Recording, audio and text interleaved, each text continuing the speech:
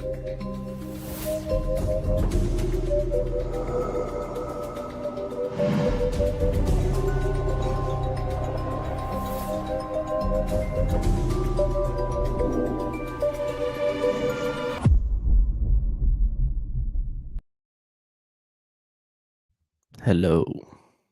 and welcome to Transylvania. I don't know. I want to say something new and that came out very weird. Anyway, hello, everyone. Welcome back to Haunted Casket number, I assume 21 at this point. I can't count, apparently. It's a true statement. Yes, last 4 episodes, I literally edited in the wrong number to the thumbnail. I assume it's 21. If I looked at the screen right. Hey, that means our show can drink now. I've been underage drinking for 21 episodes. Oh shit! Hell, I got half of a Bloody Mary, so I got a virgin Bloody Mary, just tomato in a glass.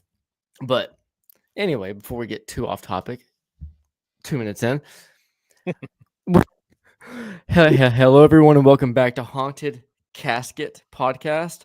My name is Trevor. I own Haunted Faith, and I'm part of Get Haunted. I make creepy but legal files for you to watch.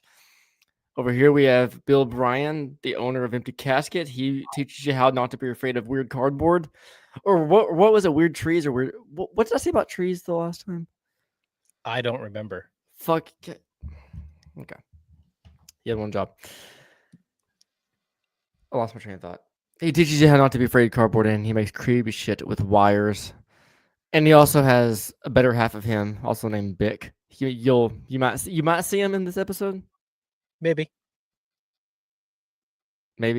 or we Maybe. will. Fuck. Maybe.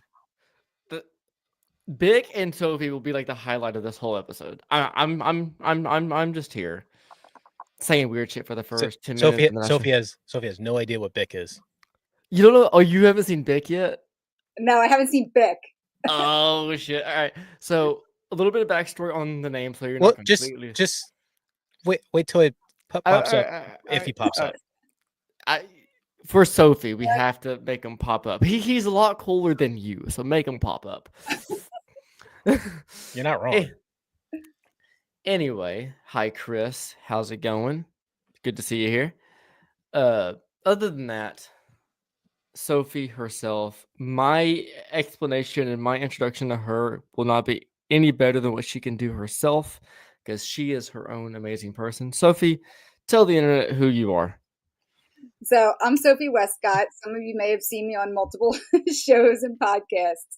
I am the owner of the Convent Tattoo and Body Piercing located in Deptford, New Jersey. And basically the owner of America's most haunted tattoo studio. And it's haunted and the most haunted for a reason. So that is me. I can attest to that. I've been there. Same. We've shown off my tattoos before. This was done by Sophie.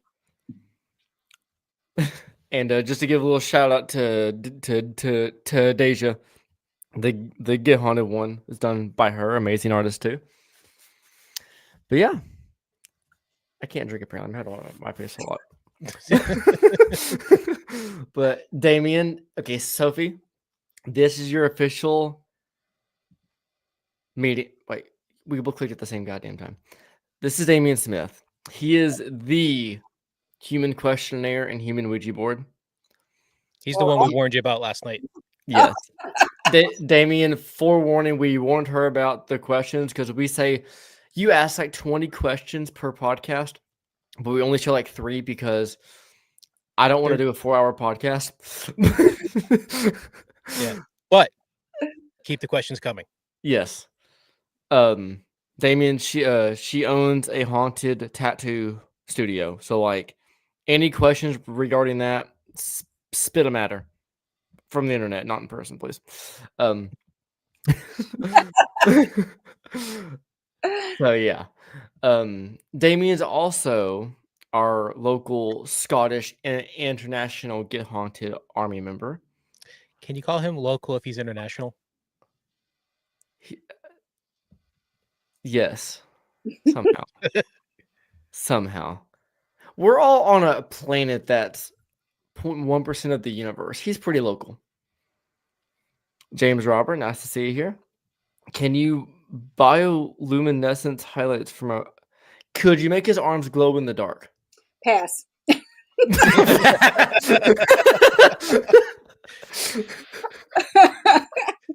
think if you swim to the bottom of the deep blue sea, I'm sure you'll find some. We can just gut a fish and just.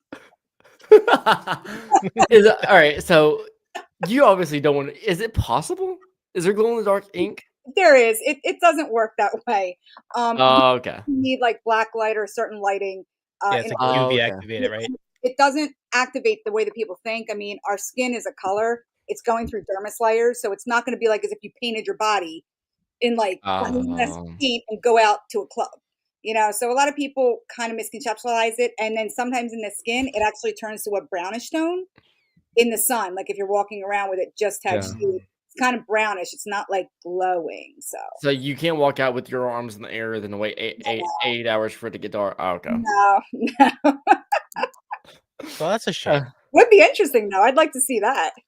And Damien asked a very question that I never thought I would see asked, but would you tattoo a dead body? Why not? I've actually tattooed dogs, not for purposes of tattooing a dog, but I actually my first dogs were being trained by a German trainer, and believe it or not, many show dogs are tattooed.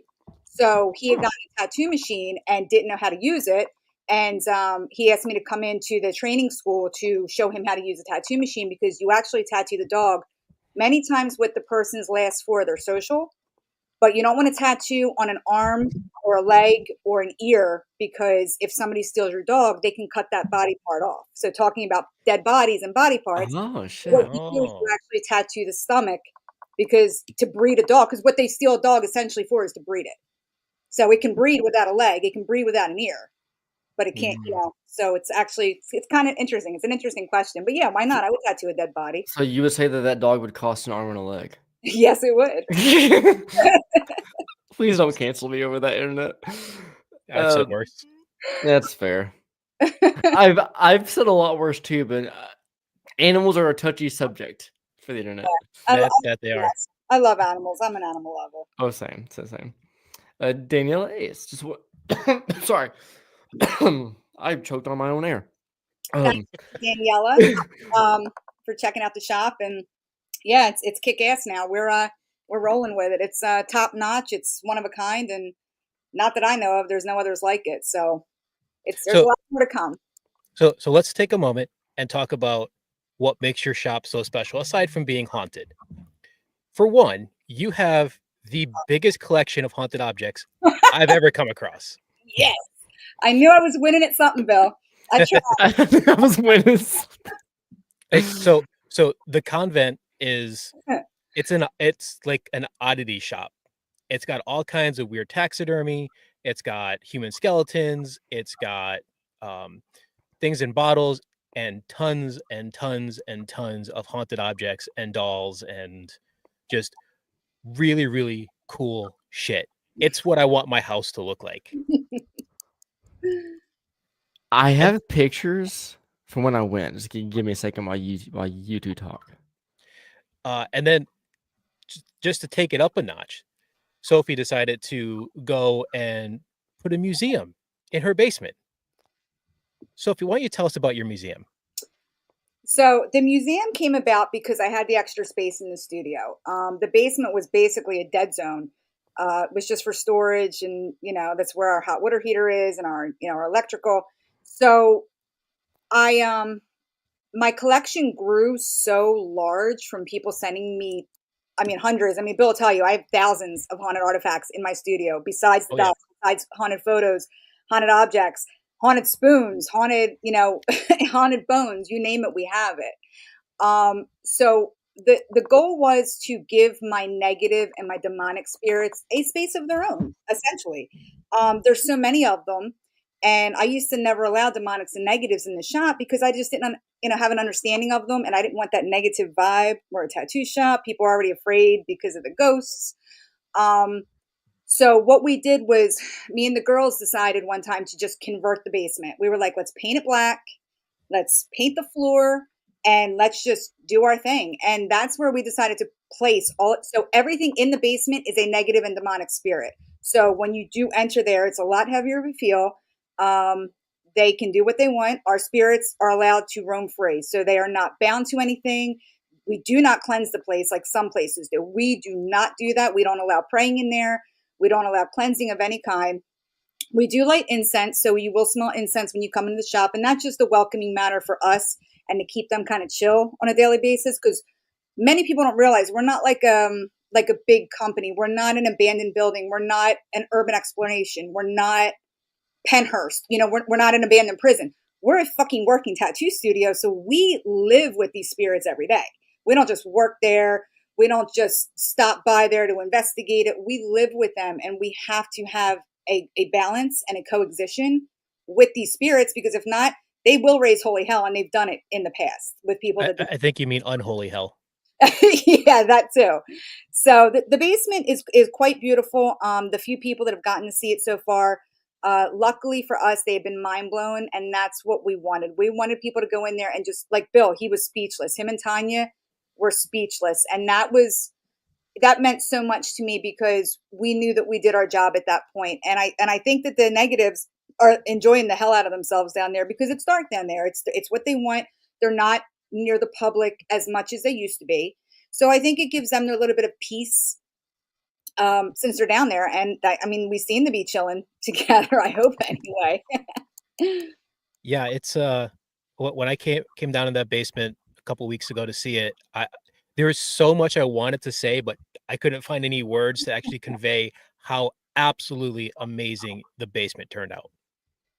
So it's leaps and bounds better than anything I thought it was going to be. And I had high expectations to begin with.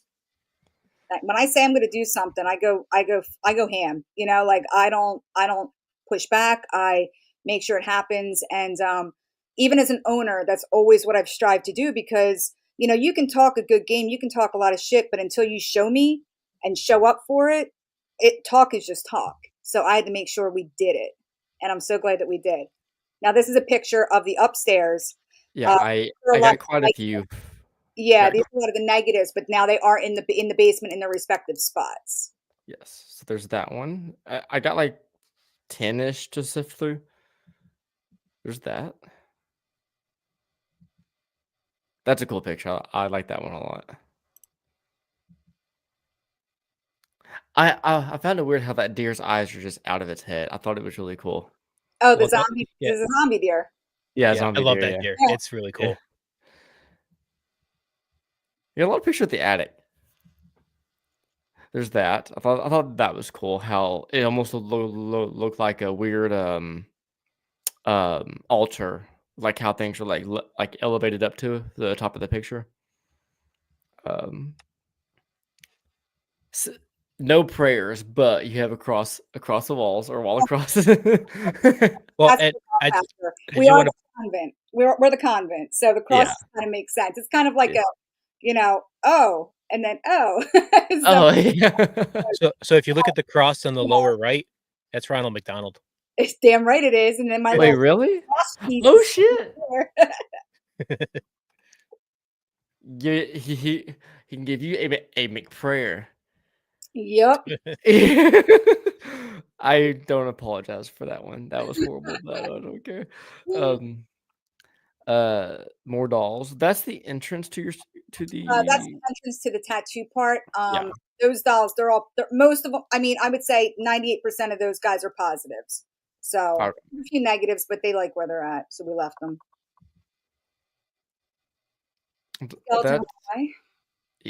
That behind that's down to the basement, right? Yes. Yeah. Okay. That's the little walkway from the entrance to the studio. I've wanted a human skeleton for a long time, and you have what, 7? 8 now. 8? Yeah, 8, not including the human skulls, the Kapala skulls from Nepal and Tibetan, other skulls, bones. Funny little bodies. People ask me all the time. They're like, "What do you collect?" I say humans. Funny I story. thought America outlawed that in the 1860s. Funny story about a human skeleton that I didn't know till this year. So there's a beach bar down in Key West called Captain Tony's. I know Huge Tony's. huge backstory behind like Jimmy Buffett, because I'm a Jimmy Buffett fan. I got raised on him. My dad's like, whenever you go to Key West, go to Captain Tony's and learn about the history of Buffett. I'm like, okay, cool. Did. And when I get down there, he texts me, "Hey, how about that human skeleton?" And I go, "Fuck you talking about?" My dad's not a paranormal creepy. Like, he's beer, beaches, and Buffett. That's all he gives a fuck about. I'm like, I never thought I would get a text from my dad saying, "How about that human skeleton?" So I'm like, "What the fuck you talking about?" And he goes, "Ask a bartender about a human skeleton." I'm like, "Where?" And he goes, "At Captain Tony's." I'm like, "What are you on?" He goes, "Just ask." And I go, "Okay." Went up to the bar and I'm like, "Hey, I'm sorry, but I have to ask." My dad told me, "What about the human skeleton?" And he goes, "Oh yeah, this guy?" And I go, "That's real?" And he goes, "Yeah." And I asked him the history. And before it was Captain Tony's, it was a morgue. And whenever they cleared everything out, they forgot a body, and it sat abandoned for 13 years. And whenever they renovated the whole place to turn it into a saloon, um, they found a human skeleton, and then just instead of like returning it or shipping it off or doing something, they just hung it up in the working bar area. It's just there. It Well, has a cat. I'm a yeah, little jealous. it's pretty awesome because it's funny that you said found the skeleton, because my third skeleton the one next to Cyrus is wearing the red. The one next to it was Mortimer, and Mortimer was an old Oddfellows skeleton. So if you do know anything about the Order of the Oddfellows, really fascinating bunch of fellas. They would give them skeletons, sometimes paper mache, sometimes real, and that was their duty, was to take care of this person, which many times used to be one of the members who donated their body, scientific skeleton. So that is Mortimer, and he was a member of the Oddfellows, and he was found. He was basically found in somebody's basement that bought a house. You know, people are finding bodies in basements all the time, putting them out for yard sales, not realizing that they're real. Yeah. I wanna buy a really old fucking house just for the slight chance that there's a body somewhere in the walls. You know, for anybody else, this would be a really weird conversation. Hey, says the guy. All right, kind of on the same topic, but not really. So this was after the no. This was a week or two before the soiree happened, and Bill told me, "Hey, you know that idea that I've been wanting to do with like human skin Ouija board?" And I go, "Yeah," and he goes, "Sadly, I'm gonna have to use some pig skin or leather." I'm like, "Sadly, it looks the same." And then he texts me and goes, "Yeah, human skin apparently is a 1 inch by Sev- 1 inch, a 1 inch." $71 per square inch. Yeah, and I text him back to back saying, "Dope. Hope it turns out good. Also, I hope no one sees this text message." Because anybody else, like, even I even told like other paranormal friends, Rob and everyone, they look at me, and I tell that story just like in a quick sentence. They look at me and go, "Why do you know that?" And then I go, "Why does Bill know that? And why did he convey it to me?" Granted, I ain't arguing, but still. There's been a few people who have brought up human skin or human body parts, and I would just throw out that fact that, yeah, human skin's $71 a square inch, and then just look at me like, why do you know that? Except the people I work with, they did not say anything, because at this point they're just used to me saying weird shit. Yeah. Hell, I made the joke to my friend. My friend at work, our terminal is stupid how it operates. So we make jokes about killing ourselves all the time and laugh about it. Just some dark humor. But one day he goes, "I want to kill this boss. This place is stupid." I'm like, "Hey." Granted, it was like late. The dispatch was late. Everyone was gone. It was just us two. I'm like, "Hey, if you do, you can sell his chest alone for about $5,000. And he goes, bro, I get it, but what the fuck? And then I go, it's 1 inch by 1 inch is $75. And he looks at me and goes, bro, and runs off. He's the type of guy that sports bets for a living. He doesn't know anything about creepy shit. And I like to freak him out. And it's not like just like a bro in like passing. Like he has a genuine concern look on his face, like I need to leave the terminal or something might happen. But So since you brought up the soiree, yes. so Sophie and the girls that work for her were there, and one of the girls, Agnes, looks like Trevor. Yeah, so I will tell a little bit of how we met, and then I'll let Bill and Sophie to take over the rest. But so I was at the convent before the soiree, before the museum was even a thing. We all got a little tour, went down to the basement whenever it was just a bare basement, and we went back up to the top of the attic. And at that point, Agnes was Agnes was heading out. She was leaving for the day, and I had spoken 2 sentences to her in a half hour, so like we didn't know each other well. And so she said, "Hey, I'm leaving. I hope you all have a good day." Blah blah, blah, the pleasantry stuff. Bye. And I turned around, just did like a bye in passing. She walks down the stairs and comes back up and she goes, "Hey, she kind of pauses and Bill goes, that's Trevor." And I go, "Oh, what?" And I look back and she goes, "Trevor." I'm like, "Yeah." And I go, "What's your name again?" She says, "Agnes." I'm like, "Yeah, what's up?" And she goes, "Wait, who's your dad?" And I go, uh, "Richard," because I feel comfortable to say, like, "Richard." And she goes, "Where are you from?" And I go, "West Kentucky." "You born and raised there?" "Yeah." And she goes, "Okay." And she just walks away. I'm like, what the fuck happened? And Bill and Tanya, Sophie, I'm not sure if Sophie was there too. Yeah. Oh, okay. We're just looking at each other. I'm like, shit, they look alike. They look at me, look at where Agnes was, look back at me and goes, "You could be your brother." I'm like, oh God, here we go. So we kind of pass it off, get to the soiree, and this happens. Yeah. Oh yeah, we had to get a picture of the 2 years together. Yeah.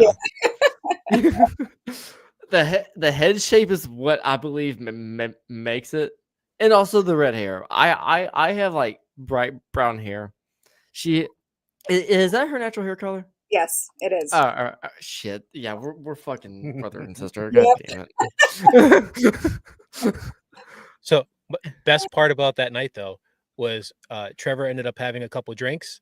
He comes up to me and Tanya and just goes, "Hey, have you seen Sophie and them around?" I'm like, "Yeah, I saw them over there."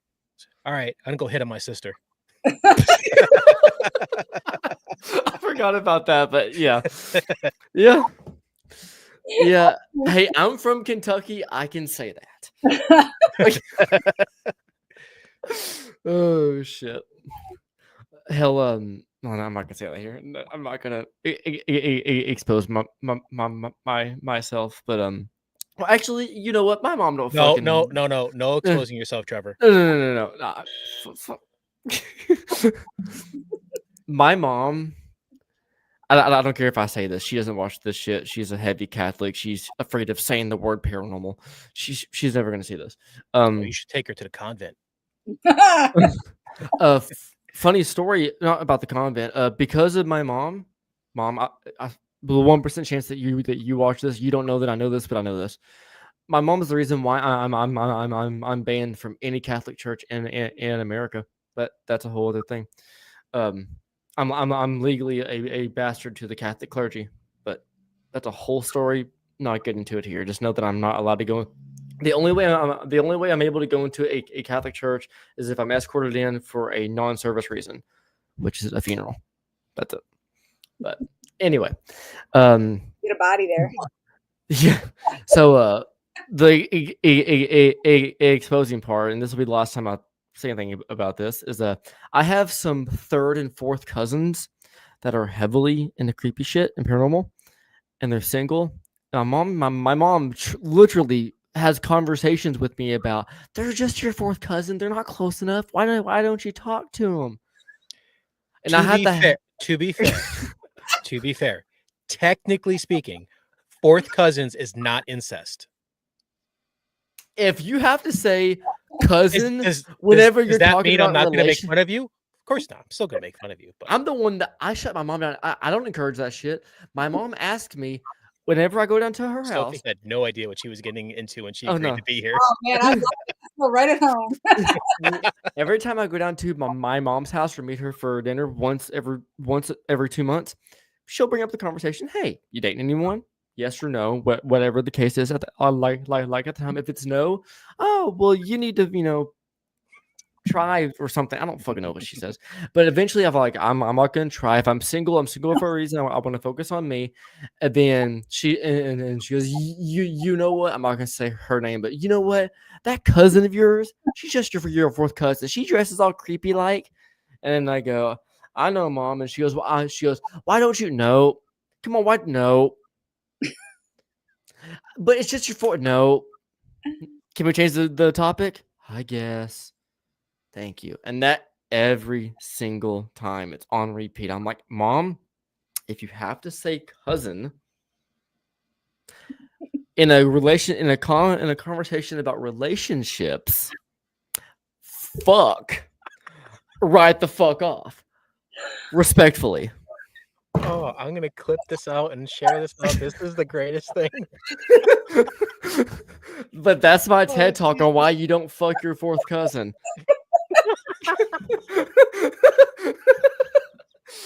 Let's talk about paranormal shit now, okay? Let's talk about paranormal shit now, okay? Oh my God.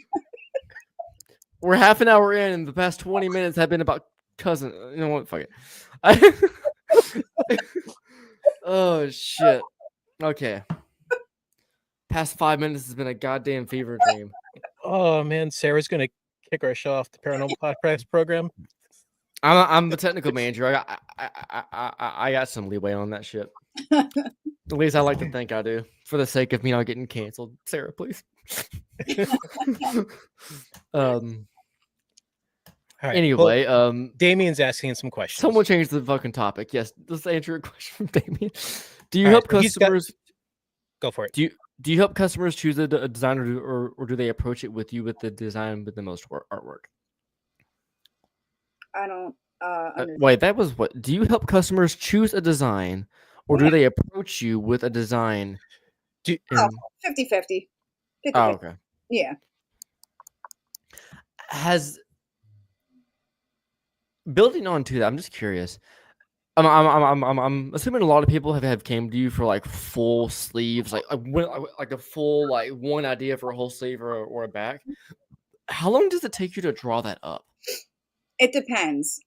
It's not so much the drawing part. I mean, it depends on what it is, you know, what elements you put into it. Me personally, I prefer the darker the better. You know, bring me anything dark, macabre, gross. But, you know, I just don't get a lot of it anymore. I get to do flowers, you know, and I don't mind doing flowers, but I'm fucking tired of fucking flowers. Okay, let's do something dark. Let's do something fucking vomiting maggots. Like, let's do something sick, you know. Anyway, I digress. I feel like that came from the fucking soul. Well, now I know the next time I get a tattoo from Sophie, I'm gonna throw some maggots in there just to please her. Right. I thought you were supposed to say flowers. I'm like, no, piss her off. Ooh, maggots falling out of a flower. Or how about maggots shitting out a flower? Then it might look like sperm. Now we go back to the sex with the cousin. Hey, spermy maggots. Spermy that's maggots. That's a death metal. I'm good. I'm Spotifying that. Give me 1 second. that is a death metal band somewhere in this world. Please. Give me spermy maggots. Spermy maggots. Nope. Okay, sperm maggots. Sounds like it should be a maggot song. One or the other. There is a band called Maggot Colony. It's not as good. Yeah. I'm gonna type in maggot sperm. Wow, Trevor's search history is gonna be so weird. Just think of the ads he's going to get from Google. Maggot come. Damn, no one has a good band name nowadays. What the fuck? Anyway.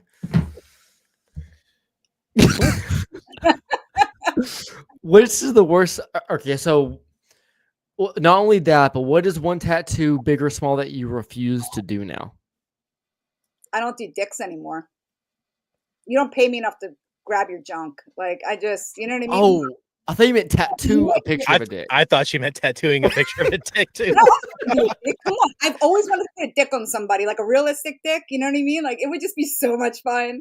But nobody wants that either. So yeah, I'll do it, but like it has to be like somewhere that's constantly on his ass. You know, if you pay me to, I will do it.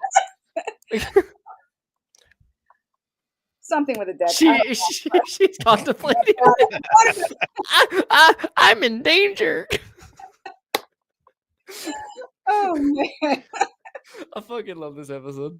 Thank God you have 18 plus. It's like X-rated all the way through. Hey, Trevor, remember the whole Haunted Casket After Dark? This is it. Oh, this is it. This is 100%. All right, so we were gonna. I said we were going to. We weren't. It was a funny idea we had in one episode, and then we talked about it after the show for 20 minutes. Then we realized we have too much shit to fucking do, so we just decided not to. But at the time, I had a relatively longer beard, and I said we should start a haunted casket podcast, or not haunted casket podcast, just a podcast with us two called Two Beards, One Casket. And it went nowhere, but it's here right now. But anyway, on to the next question or whatever. How many you have starred? Okay. That was it. All right. So Damien's falling behind. Damien, get your game up. Like, what the fuck's wrong with you? Come on, Damien. She has a haunted tattoo shop with tons of haunted objects. Allison Kramer says she'll let you tattoo a dick on her. That's my girl right there. She will definitely let me put a dick on her. We'll make that happen. So whenever I turned 18, my first tattoo was on my arm, and my dad sees it. My dad don't care. My dad sees it and goes, respectfully, I wouldn't do that, but do you know what I would have done? And and I go, what? And then my dad looks at me and goes, have you ever heard of the best tattoo in the world? And I go, no, I haven't. And he goes, it goes on the dick. On the top of the dick, it says love. On the bottom of the dick, it says it raises me. And I'm like, one day before I die, when no one cares about me anymore, and I'm 60 and fucking alone, I'm getting that. Sophie won't do it. At that point, I'm not sure if I could even get up, if you get my drift, but like, we'll fucking figure it out. But before that goes any further, let's find I don't know, I'm not doing more cousin shit. I'm not doing more cousin. Respectively, James, I'm not talking about my cousins like anymore. I'm already. All right. Oh, that's a dog. Okay, yes. That's Bruce Wayne. So since you have so many haunted objects, you know, people have a lot of differing opinions about haunted objects and if they are actually haunted and why they're haunted and all that. What are your thoughts on it? Before you answer that, sorry, Chris. Yes, there are very few. They are limited, but there are still tickets for the Get Haunted Convent event still going on. Yes, there's one or two available left for the tattoos themselves. Very limited. But for the investigation itself, I would check like soon because I'm not sure. The last I heard, very slim tickets. There are 5 tickets left for the investigation and 1 left for tattoo. So if you want a tattoo, get it right now. If you want to do the investigation, you got time. But yes, sorry, continue. I figured that was a good spot to promote us and them. So, but yeah. I forgot the question. Me too. Haunted objects. What are your thoughts on what they are, why they're haunted? Okay, so a lot of people, well, some of you, well, you guys know because you've been there before, but many people don't know the history of the shop. I'm not even too familiar with it myself, and I've been trying to dig it up for years. So before the haunted objects came into the building, the shop itself was haunted. We have resident spirits there. That's the reason that we close at the time that we do. Most tattoo shops close a little later than us, which whatever. But we close at 5 for a specific reason. When we used to be open later, they would not let us work. They would turn off our power units. They would start flashing the lights. They would, um, start messing with the customers a lot more. Lots of banging. Customers were getting freaked out. So we kind of started closing. We started realizing a time that they were like, okay, you were here in our house all day. Get the fuck out. So that's kind of why we did it, to coexist with them and make it a little bit more structured for them and for us. So when the haunted objects started coming in, I honestly had no idea about anything haunted. Like, people were sending me boxes in the mail from all over the world. I had no fucking clue. I was like, what the fuck is this now? Like, I didn't order anything. So when I started to, some of them come with descriptions, and Well, I started. let's just say part of the reason that people knew about you is because you were on Ghost Nation. Yes, in 2019.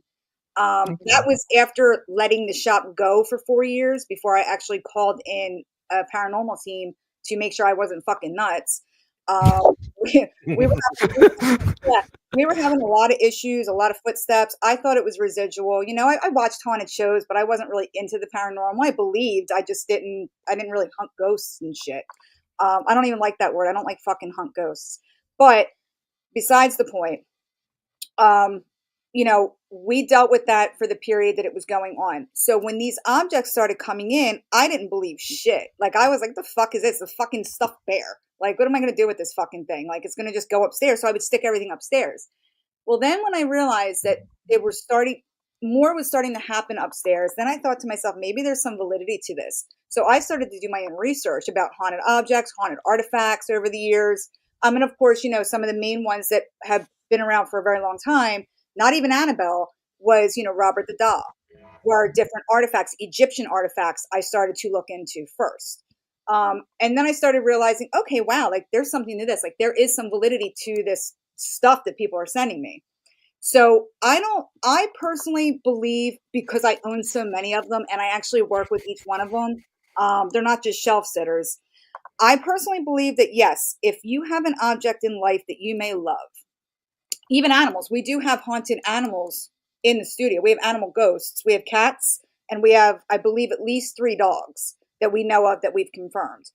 I do believe that animals, when their spirit, descends or ascends, or however you want to look at it, they can inhabit something that they may have known or stayed in the house or the buildings that, or their surroundings.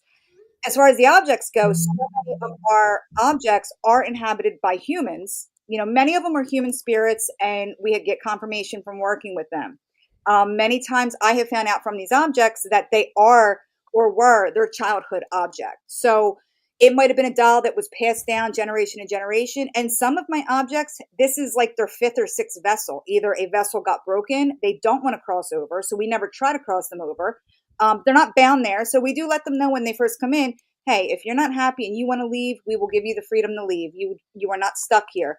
Most of them wind up staying because we fucking party, man. We have fun. We give them alcohol, we give them cigarettes, we get pizza for them, cupcakes. We put on Disney for the fucking children's spirits. They fucking love it there. And we get so many that actually come to the studio that we weren't expecting, because I think that they hear about it and they realize that I'm not a ghost hunter. I'm not really a paranormal person. I think I've become more spiritualized while dealing with these objects, and I keep them. I house them. I give them a place of safety. I don't just, when I talk to an object, it's not to just learn more about them. It's to get to know them as if there was a living, breathing person right in front of you. And a lot of, I think, investigators lose that. When they walk into a building and say, is there anybody here? It's like, what the fucking, are you fucking serious? Of course there's fucking people here. Come on. But I think that they don't get down on the level that they should in order to really communicate and really have an open heart to these spirits. And that's the difference between me and most of the people out there. I give these guys a place, a home that they know is safe, that I will protect them at all costs because they don't have anybody else, and they were sent to me. They either chose me or they were sent to me for some reason. And I think that it's their energy. I think that some objects choose to be, taken over. I think that, we also have many objects that have multiple attachments too. A lot of people may not believe in that, but we do. We have one. I was going to bring her. I'm going to White Hill on Saturday. First time ever. We're taking a field trip with a lot of our haunted objects. Well, about 15 of them, 15 of our main ones, just to kind of test the waters and see how they do. I've never taken them out of the building, but some of these ones are okay working in group sessions. But, with some of these objects, most likely they're going to shut down when we're outside. When an object comes in, I usually give it about 2 to 3 weeks before I even start to work with it because I want it to settle in. I want it to get to know me, know my energy, know the shop's energy, understand we have multiple people on a daily basis coming through there. Get to know the girls. We light white candles for them every morning. The incense, just to kind of welcome their souls to the shop. But I think once they realize that their energy is accepted, I think that they're better off. And, just like with most objects, many people don't realize, if a spirit is capable of it, they're going to leave their vessel. Sometimes some of our spirits leave, they go visit family, they go out, and then they come back. And a lot of people think that they might be the only reason that I'll talk to an object so I don't feel like I'm talking in the fucking air, because we have so many spirits there. Sometimes I got Nate behind me, who's one of our house spirits. Sometimes I got Walter, who's one of our house spirits. So many times what I do, since I don't have some kind of a cage built in there, which I should have, maybe next time, to isolate an object at a single time, I'll say, hey guys, I need you guys to just bear with me. I need to only talk to the spirit in front of me, okay? I will give you guys a turn, but I need you to just let me work with this spirit tonight.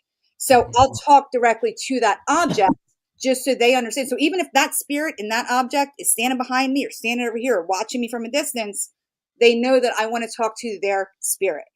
And, that's how we get a lot of results. And sometimes I just sit there, I don't ask them, what made you haunted? I never ask them how they died. That is one thing I do not do. If they want to speak of it, I will allow that, and then I'll ask them more. But I never say, how did you die? Many of them don't know, and many of them don't want to talk about it, and they will shut down. That's one thing I've noticed. And I think it's kind of fucking rude. You know what I mean? Like, I really do. And I get down like, hey, like, what's your favorite flavor of ice cream? What's your favorite color? It's kind of like you're on a date. You know what I mean? You're on a date with an object. So to me, asking a spirit how they died is like asking a friend or a family member that had a family member pass away, how did that family member die? If odds are, if you ask, they're either going to tell you and cry or shut down and just leave the conversation.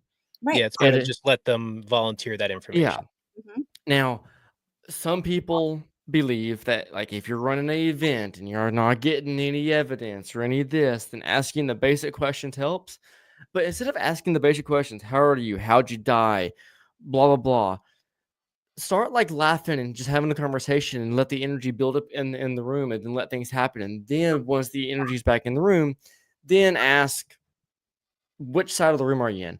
Just, I hate that question. How did you die? Because I'm like, I wouldn't want to, if I killed myself because of extreme fucking depression and I was lingering here for you to communicate through a spirit box and you asked me, how did I die? I'd throw myself into a corner and shut the fuck up. We do have a bunch of spirits that did confirm an overdose, Yeah. And, it's not by us asking us how they died. It's like, hey, like, what's your favorite thing? Or like, what do you like to do? Or, do you have any regrets? Stuff like that. Like, I ask them the more simpler questions. Do you have any regrets? Do you have any, likes, dislikes, and a lot of times we will get overdose and they are regretful that they overdosed. They don't want to be dead. Many of our spirits don't want to be dead, and that's why they stick around with the living. Some people are like, they need to cross over. Fuck that. Why are you trying to cross something over? If it wants to go, it's going to go. And that's the one thing that, as an investigator, I don't believe in doing. If they want to go, they're going to go. Just like when people come into the studio, so you get me on this rant now, they say, I don't want anything to follow me home. Guess what, guys? If they're going to follow you home, they're going to follow you the fuck home. From anywhere. You can be out in the woods taking a jog. You can be getting in your car at a fucking Walmart. If someone doesn't follow you, it's going to follow you. Doesn't mean it's going to stay. If it doesn't like what it sees, it's just like a human. I go to a party and that party's beat, I'm fucking leaving. Same idea. Yep. Yeah. Yeah. And out of all the years I've been investigating, I've only ever brought one thing home, and I invited it. So, well, her. Yeah, I've only ever invited one thing home. It followed me back to where I lived at the time. I haven't noticed it since, so I'm guessing it went back. I have no idea. But I've been physically scratched and mentally altered. And every now and then I feel bits and pieces of what I felt then now, but it's not often enough to where I think it's here. I think it's traveling. I have no idea. Just one example, and I will say this: Rob had it a lot worse, a lot worse. But I went to the Conjuring house once, and whenever I got back from the Conjuring house, um, I was reviewing my evidence, and I would just get migraines week after week after week, and having nightmares week after week. Eventually, I forced myself to just edit the footage, turn it into YouTube, and as soon as I hit upload, I didn't watch it. I deleted all of the footage. I don't have the raw copy anymore, and everything went away. Like I almost killed myself in the month that happened. I don't know why. I didn't get any names. It was just as soon as I got home and looked at the footage, a depressive spell for a month hit, and I can only gather it was from that. But and the other thing is from Pilot Snob, but that's a long story that is pretty much the same as the Conjuring House. I won't go into that, but it's But it getting yeah, back sorry. to the negatives, because I forgot to answer the rest of Bill's question, and I just Oh remembered yeah. my brain's all over. Negatives now, I will allow all negatives in, no matter what they are. If people think they're demonics, I don't really like the word demonic, but I'll use it because it just people understand it. Yeah. Negatives and demonics are some of my favorite spirits now to work with because I'm a very strong-minded person. And basically when I go down there, they know that I am Satan. And I think that they respect that and they realize, all right, she's not one that we can kind of fuck with. I mean, don't get me wrong, they do affect me. Sometimes I will get headaches. I was taking photos with Malcolm, one of my newest ones, the other day to show for Whitehill on Saturday because I am taking him, fingers crossed. But he was making me sick as shit. Like I only held him for about 5 minutes just to take some photos, and my God, he was just ugh. And I had to put him away because I was just like, all right, dude, you had enough for today. Here's your whiskey. I'm leaving for the day. But yeah, so negatives are, I mean, I'll be honest, you can't fear them because you need the dark with the light. And a lot of Mhm. people are like, I won't deal with negatives. Well, guess what? Some of them are. Some of them are negative because the way they were treated in life, if they are a human spirit. Some of them are negative because they choose to be that way. Some of them are just really bad fucking teenagers. You Yeah. know what I mean? But I love working with the negatives now way more than I like the positives. And I love them both. Don't get me wrong. I love them both. So I don't have favorites. But if you told me you can only work with one or the other, I would choose a negative all day long. So I've been to your shop a bunch of times, been tattooed there, investigated there, and then was it last September or the September before you had a vendor event there, Hmm. and so Empty Casket was there. We were selling our stuff. You put us on the second floor right in front of that closet because you had some negatives in there, and you thought we were the only people who'd be able to handle it. Yeah. And I could tell you, there was a heavy presence behind us the entire day. And by the end of the day, both me and Tanya were feeling sick. Now we were there a solid 8 hours, but that last hour or two, we were starting to feel pretty sick. And as soon as we left the property, we were fine. So yeah, they'll affect you, but a lot of them, it takes some time before they start to affect you. Now you're there a lot, obviously, because that's your life. I'm used to the energy. And that's the difference too. I tell people, like we had a VIP party for a soft opening for the basement on Saturday. And it went extremely well. A lot of people were impressed. One of the guys that came, I could see that he was really uncomfortable down there and he started to sweat. And him and I were talking about it. It was one of my friend's shop members, and he's a tattoo artist. And he was kind of feeling flushed and kind of getting sweaty. And I turned to him and I said, "Are you a sensitive?" And he goes, "Yeah." I said, "Yeah, I had a feeling." I said, "Anytime, just," he goes, "Yep." I came right up. I kind of got some air. I was fine. When you're with them for a while, you do kind of almost draw their energy where you do get used to it. You will get a used to it. Like, I'm not going to say I can stay down there for hours. Like, I was down there about an hour and I had enough. I had to go upstairs for a little bit. But we're so used to it now because we deal with them all day long that I think that we don't get affected as quickly as most people. But yeah, any new person that's going to go down there, I do warn you, it's heavy. You may get dizzy, you may get sick. You might only be able to stay down there for 5 minutes. They will draw from you and they will affect you. And it's just a warning so people don't think, "Oh my God, I go to this place, I get sick." No, not the whole No. shop, just the basement. The basement's very, it's got some nasties down there, and as long as you respect them, they won't bother you. I promise you that. If you're Yeah, that's disrespectful, then guess what? I've told them, rain holy hell.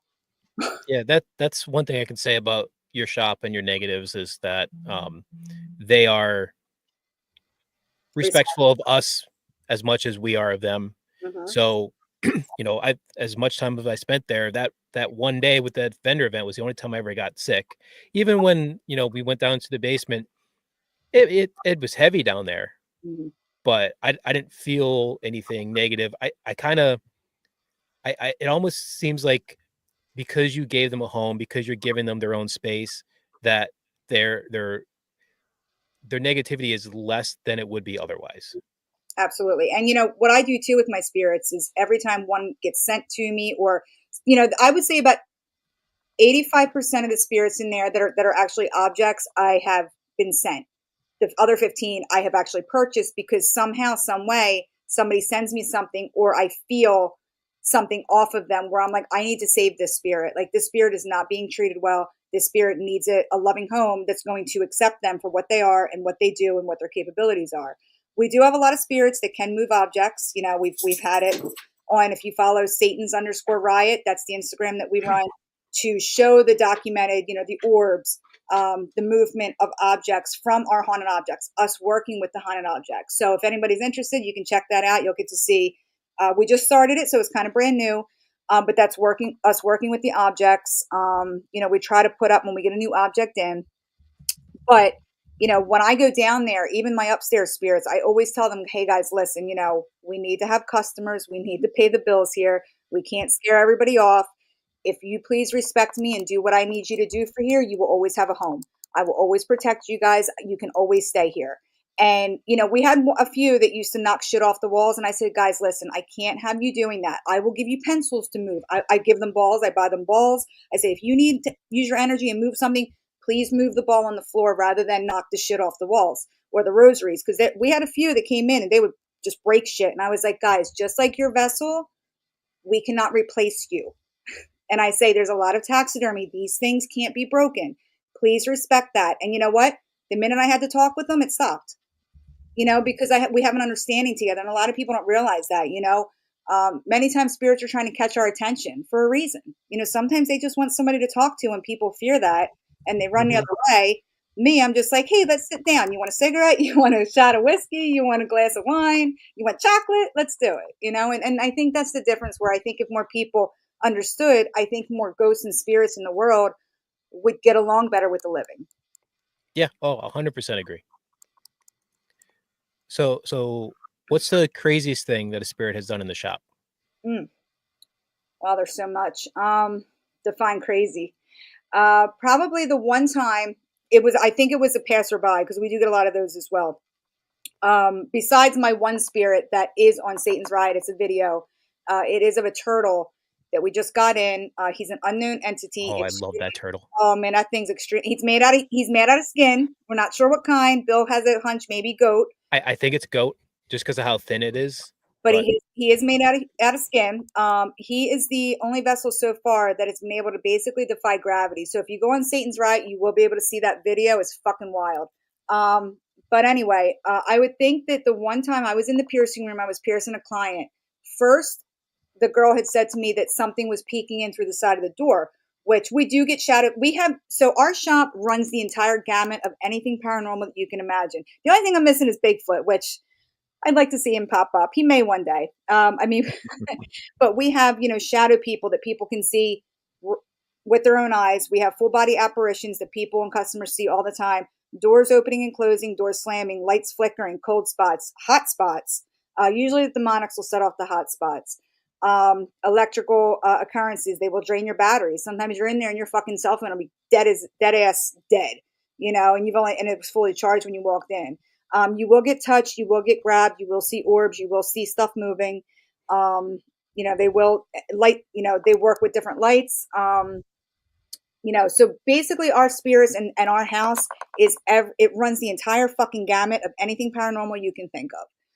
That's number one. So number two was when I was in the piercing room, the girl said somebody was just peeking in here and she didn't know the place was haunted. She was a young kid with her mom. And I looked and I caught right at the side of my eye a shadow figure that was very dark. It looked like a kid peeking out and then peeking back in. And what the fuck was that? I ran right to the hallway and there was nothing there. And I was like, oh, how do we want to shadow people? So then usually where they come from especially is the basement. So on the landing of the basement, you'll see them peek out. Many times I think that they come up from those steps. So I ran to the basement steps to look and I thought I caught something kind of bound the edge of the steps when I just got to the top of the landing. And I thought, okay, maybe it came up and the hallway was freezing cold. So I was like, okay, it had to be one of them. I went back to getting ready to pierce. I didn't say anything to the girl. I said, no, there was nothing there because I don't always tell the truth with customers. If they see something and they don't know it's haunted, I kind of, oh, that was a bug, or, oh, your shirt got grabbed. Oh, you must have just pulled it the wrong way. Like, oh, that was me. I must have hit you when I was moving So I try to sometimes settle it down because I don't want them to get freaked out in the middle of a tattoo or a piercing. So then the next thing you know, right after we saw that, I got ready to grab the needle off my tray. The next thing I know, we felt this huge cold gust and it was winter. So it wasn't like the heat was on. It was nice and warm in there. A huge cold gust. It felt like we were in an ice box whip around us. The next thing I know, I hear something coming from the hallway and I'm like, what the fuck is that sound? Then all of a sudden, the rosary that I have hanging on a cross in the hallway, which had been there since I opened the place, came flying into the piercing room. Now, where they're located, that's impossible unless somebody picked them up and threw them in there. The sound that I was hearing was the rosaries getting lifted off of this cross and then chucked into the piercing room. And when that happened, I just said, oh, my nail must have came out of the wall. I saw the fucking cross didn't move. There's no way they could have come off of it the way that they did. I didn't say anything. I said something to the girls when I got done piercing and they left and I put them back up. They have not happened since. So I do believe that was not one of my spirits. I do believe that was probably a passerby, that his energy or her energy was so quick. It just kind of grabbed it and went with it. Never happened again. But that was probably one of the wildest things, only because a customer was in there. Yeah, but we have so many. I mean, I could write 10 books. Oh, I forgot. Thank you, Allison. I forgot all about that one. So this was Allison. She's my bestie. She used to work with me at the studio. She was coming back to the sterilization room where I was processing our instruments because I'm old school. I process all my instruments with the autoclave, hand do them, hand bag them, everything. So she was coming back to ask me something. It was towards the end of the night. And the next thing I know, I hear Sophie, she's walking back. I'm like, yeah, I'm back here. She starts to get to right past our skeletons to the hallway where the sterilization room is. We have 2 mirrors that are in the tattoo room for customers to be able to see their tattoos. And she goes, what the fuck? And I was like, what? She goes, nope. And I heard her fucking stomping away. And I was like, I still had gloves on. I was like, what the fuck is wrong with you? What? And she goes, She went outside and sat on the front steps. And I walked out there, I pulled my gloves off. I said, what the hell's wrong with you?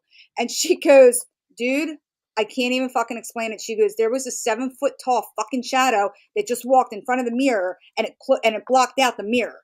She goes, and it was just her and I forgot all about that. And it's kind of funny because Ryan was there from Paranormal Theory and he caught a shadow person right in that kind of same area that was tall. And I thought it was kind of interesting because I was like, wow, that gives validity to that. Thank you, Allison. I forgot. There's so many fucking stories. I forget about them until you remind me. But yeah, that had happened. And she was pretty freaked the fuck out. And she's gotten used to them over the years. I mean, she's a spirit collector now herself.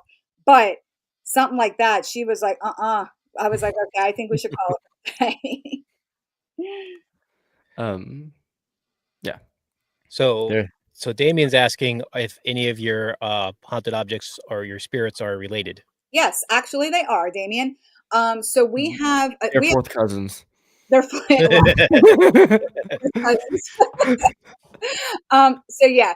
So we have, like I said, multiple haunted objects in our studio are dual attachments. Many of them, believe it or not, are brother and sisters. We have one called, we call it Michelle and Duke. It's got real human hair. It was found from an urban explorer in a cabin out in the woods. It was a single doll, really old, really beat up. But working with it more, we realized that it has two attachments. Michelle is the older sister. She's probably about maybe 10 or 11. Duke is about 7. So if you put two balls next to them, usually Michelle will always hit on the ball and she'll always answer your questions. Occasionally you'll get Duke to come through. He's a lot shyer than she is, but it's nice when you kind of say, Duke, can you put your ball on? Or Michelle, can you put your ball? And they will go back and forth and they will rock in the little chair that we got them. So they're really a sweet pair. Another bunch of related ones that we have in our basement, because they are negatives, are our gang members. They came from the estate of Disney Rogers. He was a very eclectic man in life. He passed away. He left his estate to another woman who got in contact with me. Now, he used to hand make a lot of his dolls and actually conjure the spirits into them, which is kind of interesting too, because you do, and that's another thing. It brings me to, besides spirit attachment, back to Bill's question this beginning, what makes the spirits attached and what energy. Some are conjured into them. I mean, I have voodoo dolls here at my home that are my personals that were conjured spirits, and they're fucking amazing. Like they're my best spirits. Like they're fucking awesome. They're very big protectors of me, and they kind of do whatever I need them to do. At the same time, though, we do have a big gang of haunted gang members from LA. Some of them were husbands and wives. Many of them were prison mates together. And they are fucking funny as hell. I mean, we got the whole gang, and she just sent me 5 more because she said, I just found 5 more of the gang. I need to keep them together. Oh, we wow. also have voodoo dolls in our glass case that are negatives, but they're amazing too. They're a whole family. They were actually made and conjured by one of the family members for each family member. So there's a father, a mother, there's multiple children, and they're all together. And a guy actually, just before I jumped on the podcast, emailed me and said, hey, I found another one up in my, uncle's place in Louisiana. I know you have the whole group. I'm going to send it to you. So, so it's really, really kind of cool, the ones that are related. Because you can get the different personalities from them. We do have a lot of other voodoo sisters that are sisters that are related as well. So there's a lot that are related, and there's even some too that they date each other in the spirit world, which is really kind of cute. We have some spirits that don't want to be separated because they found love in an afterlife. That's just really sweet. I'm a hopeless romantic. And we also have ones that just become besties. One of my guys that I'm bringing with me, he's a newer spirit, but he's really, really been active the past week. His name's Frank. Frank died when he was about 70. He was a millionaire. He worked for an IT company, things that we've been getting off of him. And the lady who sent him to me sent another little guy with him, Gerald. And she goes, hey, he didn't want to come without him. And this is his best friend. So it's kind of sweet in that sense that you meet people in the spirit world too. And you never know who you're going to meet or who you're going to attract or who you're going to come into contact with, and connect with. So see, for all those people out there, there's always, there might not be plenty of fish in the sea, but there's plenty of spirits in the.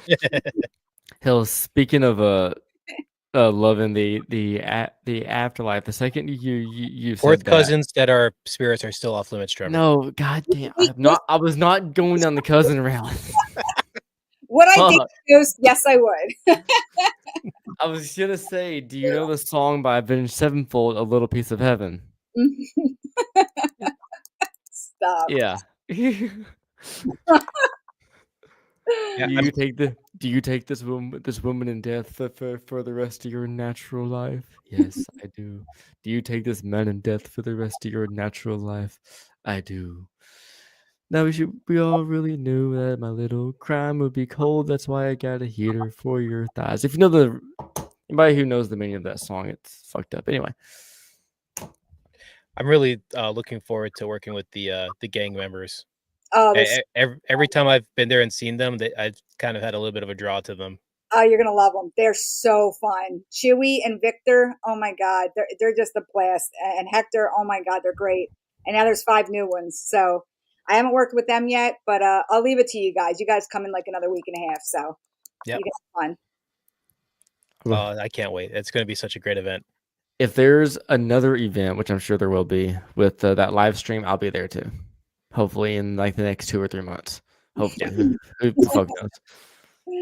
I'm gonna try to manifest it, but on the other hand, it's like Rob needs to get his get it going. Okay. But yeah, I just want to come back up there just in general and see the museum, because seeing it from what it was to what it is now, I can't fucking wait to make my way back up there. And the pictures don't do it justice. Oh yeah, in person, it's just unbelievable. Incredible. Like ever since I saw the pictures, my mind keeps flashing back to when us 3 and Tanya were down in that basement, and Sophie was just going around the whole little area going, this here, that here, this here. I'm like, if this happens, because at the time you said you weren't sure yet, or you were unsure about how things were going to get placed. I'm like, if this happens, holy shit. Happened, Trevor. Fucking happened. If I can happen. Yeah, it did. But okay, well, I think we have more questions from Damien and other folks. Well, so what's the Satanic Smokies? Oh, Satanic Smokey. He's a doll that I got in from my friend Troy in Texas. He was Zach Baggins had one like him, or it is the same one. A lot of spirit keepers will trade off spirits, which to me, none of my spirits leave. Once they're with me, they're with me. You know. I guess it was Sophie that brought it up this time, Trevor. I brought it up for you, Trevor. We made it. But yeah, Smokey. Believe it or not, I don't think Smokey's as satanic as he lets on. But we got him a girlfriend. Since we got him a girlfriend, he has been like real chill. So like, yeah, that usually happens. Yeah, that ass. Like he has been like kind of really like loving life. So yeah, Smokey's not as satanic as he's. If you want some satanic girl, come there now. There are some that trump anything that Smokey would do. I mean, to be honest with you, I got some nasties. That people have sent. So if I was going to investigate any of them, it would be one of them before Smokey. I don't know where Trevor went. I don't know. He like disappeared. Maybe he went to go find his cousin. Sorry. Oh no, this is going to be a thing for a long time. Don't you worry. So go fuck yourself. I can hear everything. I have a fucking my AirPod in. I went to get another drink and say, Sophie, this is for you now. Oh, thank you. And also, yes, I'm well aware the cousin fucking will be a thing for quite a while. Or Haddon Clark, whichever way you want to play it. They don't know about Haddon, but we do.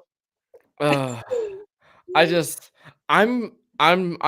glad that Agnes don't know about this, because then it'll be a whole like Agnes is somehow my cousin. I swear to God, if our lineage ties in. Do you really think Sophie's not showing her this tomorrow? Oh God. You might be watching it now. She might just not be on. Cheers. This I wish this was alcohol at this point, but it's Sprite. All right, so Damien's asking, do the entities learn from each other or fight with each other? Both. So we do have hierarchies in the spirit world. Even my home spirits, like my resident spirits, there is a hierarchy from the basement to the upstairs level. We have noticed when you put certain spirits together, so that's another reason too. I have found over the years of working with spirits that if you put a negative next to a positive, sometimes that positive will shut down. They might be super, super active. You put a negative near it, and it's like, whew, it's like a robot that just dies on battery. but they do learn from each other too. I have times where I walk in there in the morning, or I'll see it on my cameras at night where one light will go off and I'm like, oh my God, like that's so and so. They haven't gone off in like a while. The next thing you know, you see another light go off and it's like, are they talking? I think they're communicating with each other. And sometimes you'll see a grouping go off on the same night and you almost think to yourself like, okay, what happened that all of these guys that haven't set their lights off in a while, something triggered them, something happened. So yeah, I do think that they learn from each other. I have put entities together that I knew were very, very strong, and I have tried to ask them, can you move this object together? That's a new study that I'm starting to do. So yeah, so I just started it. I maybe did about 10 minutes worth of work with this theory that I have. So I would like to do that more now that I have the basement open, because I haven't been able to work with my spirits a whole lot in the past 6 months because we've been working on the basement and that's been taking up every bit of free time I've had. Now I'm free, guys. I'm free. I have time to do whatever I want. I'm kind of bored now. I don't know what to do with myself, But go ahead, Trevor. Speaking of experiments, Mm. Damien has a question that could be an experiment. Does the tattoo gun's frequency resonate with the entities?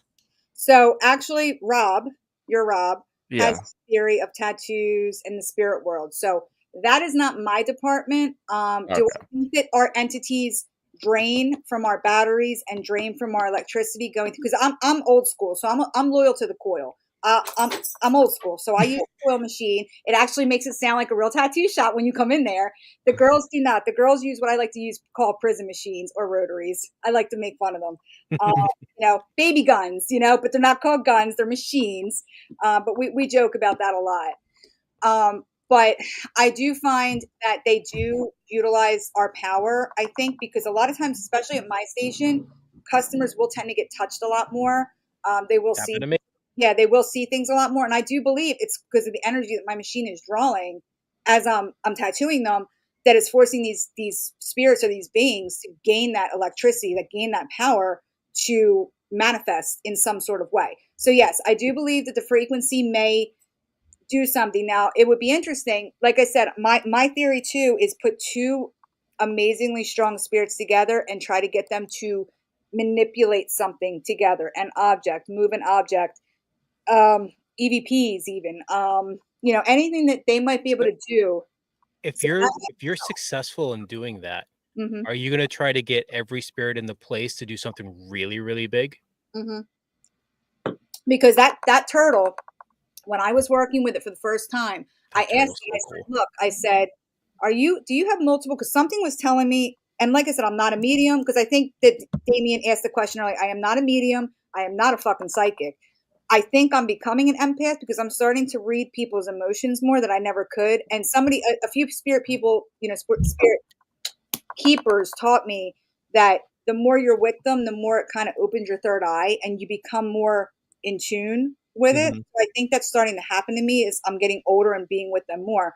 But I do want to see this turtle. When I asked it, I said, can you move that object so easily? You manipulated gravity. You've done something that none of my other spirits have been able to do. Like my other spirits can move objects, but it's a quick flick. Like if they move a ball, it's quick usually. It's a quick squirt, it's done. This dude, he fucking held that ball up for what, 12 minutes, right? Wasn't it? 12 minutes for it to move a ball, but it never dropped back down. And that's why I say it defied gravity. But when I asked it, I said, are you multiple entities? And it did give me a yes multiple times. And I said, are all of you working together to move these objects? And I got another yes. So that's what gave me the idea, like, whoa, like what if we put two of our like strongest fucking spirits together, ones that can move objects, see what they can do and say, all right, guys, kind of like, draw from anything around you, draw from us, draw from the candles, draw from the electricity. Let's see what you can do. So that might be a really cool experiment to kind of work with and see if we can get them to actually draw and move something much sooner than like a 5-hour window, Yeah. Oh, that would be awesome. Yeah. Oh, I can't wait to see what happens with that one. Me neither. So do you think that tattoos follow us into the spirit world? I guess it's like anything, what do they say? They say sometimes when when you pass, do you want to become young? Are you young when you come back? Are you reborn? Do you decide to be reincarnated? Do you this? I don't know. I mean, I would hope so. I didn't fucking go through all this pain for nothing. Gross. If they do follow us, I have one that I want to get fixed. Oh, there you go. And Sophie did it. No, I'm kidding.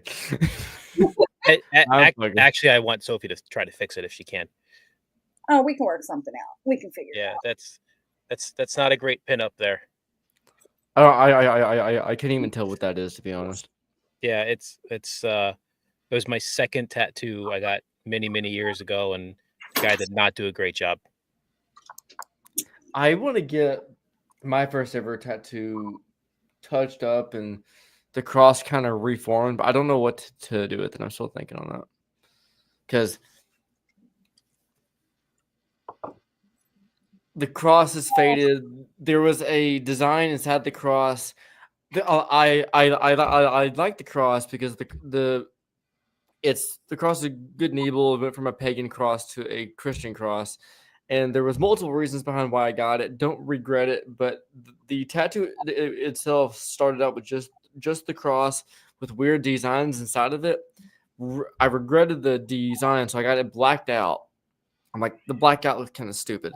So then I got fog like around it with a evil claw hand and a human hand. But I want to add shit into the cross to make it look newer and better. I just don't know what would look good inside of it. If you guys have ideas, let me know. But I can't fucking maybe just black it out more and retouch it up. I don't know. Your cousin's name?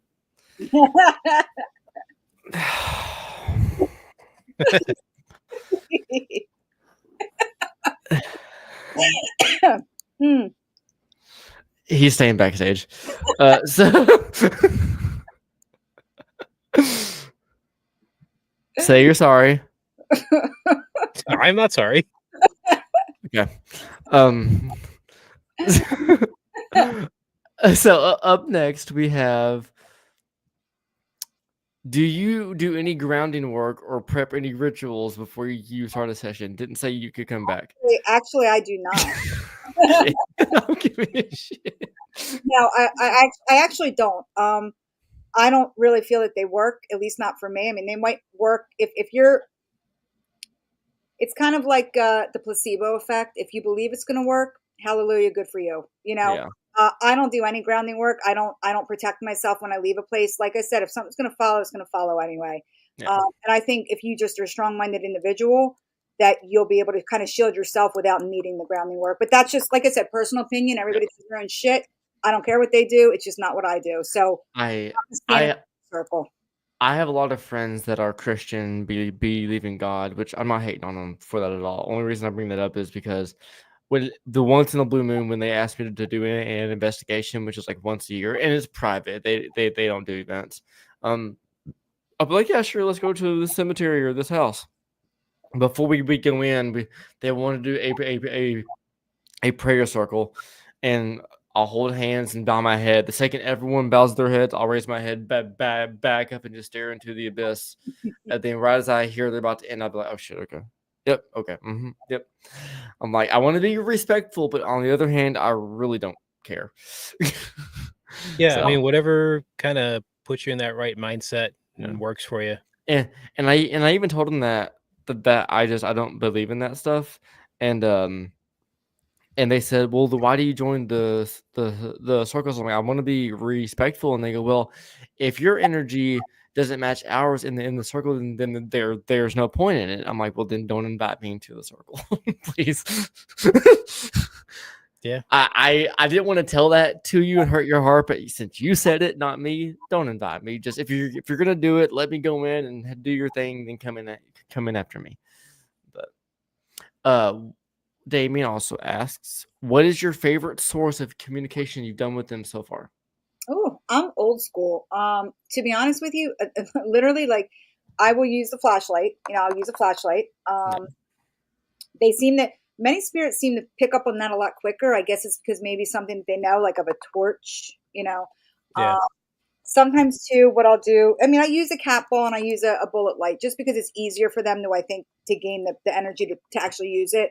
But sometimes too, I've actually made my own bells. So the dead bell's phenomenal, when it works. Sometimes it dies When very it works, quickly. yeah. Once it works, it doesn't want to fucking charge. I'm like, God damn it, come on, let's go. Um, Yeah, I just had to fix one for a guy because it stopped charging. yeah, So it's not charging. I, So when we come down, I'll show you the one that I make. awesome. Yeah, but I will say this though, the one REM pod, the only REM pod that I've ever gotten my guys to hit on is the one that Bill made us, which is an actual skull that is shaped from one of my real human skulls in the shop. That Oh is the shit. only one that they will seem to fucking hit on. The rest of them, I'm like, touch the red one, touch, fuck that. They're like skull, So that's the only nice part. So the only time when I pull a REM pod, it's Bill's. And but what I did do too is I've actually made a string of bells. Okay, and I have it on 2 plant stands that you can raise up or down, and they're on fishing lines, so they're little Christmas bells, and they're so many inches apart. And I will actually lay that out and string it on, and I'll tell you why. That nobody can defy it unless somebody's physically actually touching that. No electronics, no phones, no fucking interference, no um, nothing is going to make them move except for a spirit or somebody actually kicking it or moving it. And I've actually gotten some great hits on it because they understand what that is. I'm like, hey, you want to talk to me? Ring those bells. And it's easy because it's on fishing line, so it's kind of lightweight. So if a spirit brushes by it, it can actually make it move. So yeah, I like that's my favorite source of communication. I don't trust pendulums. I don't trust, you know, dowsing rods. I just don't trust them. Do I use a pendulum? Yes, I do for personal use. Do I always believe it? Absolutely not. I I think Yeah. yeah. that's A pendulum. I have one and I use it in only 2 cases. I never use my hand to fucking hold it because I'm fucking. The more I focus on being still, the more I'm not still. And so I have a hook somewhere on a dresser table. So I don't know where it's at. I've moved from my last apartment and I never set it up. I'll set it up at some point. But it hangs. It would constantly hang and just see what happens. Or I have a pendulum stand that I will put on like a desk or the ground, and they can do that. But I like people. I always see people like do this and go. The, mhm. the spirit's talking. I'm like, you're holding, you're grabbing your wrist, and you're trying too hard. I can see your hand visibly shaking. Well, yeah, my hand is shaking, but if the spirit wants to move it, it'll move a lot more than what it is now. I'm like, not if little Susie doesn't know what the fuck it is. She's just like lightly tapping it. It's Yeah, I'm gonna disagree with you there. I like using the pendulum. It's worked really well for me, and I especially like using it with my haunted objects. It yeah. seems to work pretty well with them. I like it. I mean, it's never been a go-to equipment of mine, but I like to use it as long as I have a guaranteed surface or holder that keeps it steady to where it's not constantly vibrating by a hand. Every single person that I've talked to in the past that wants to use it at a event or personal group, they're always I'm like, please just fucking holders are $5. Get one. Yeah, but if you're not physically touching it, it's not going to work. And if that I disagree with. I've had pendulums work plenty of times when they're on holders or on a hook or something. I've never gotten one to work. I've never gotten dowsing rods to work without holding them. Ouija boards to Oh, work without touching them. how would you use dowsing rods if you're not holding them? Denise MP wanted to do an experiment with dowsing rods to see if she can get them to work without holding them. So I designed a holder for her and made Oh, it I've work. And so I never. made one for myself too, so I could experiment. And yeah, I've not gotten it to move without Okay, somebody actually touching them.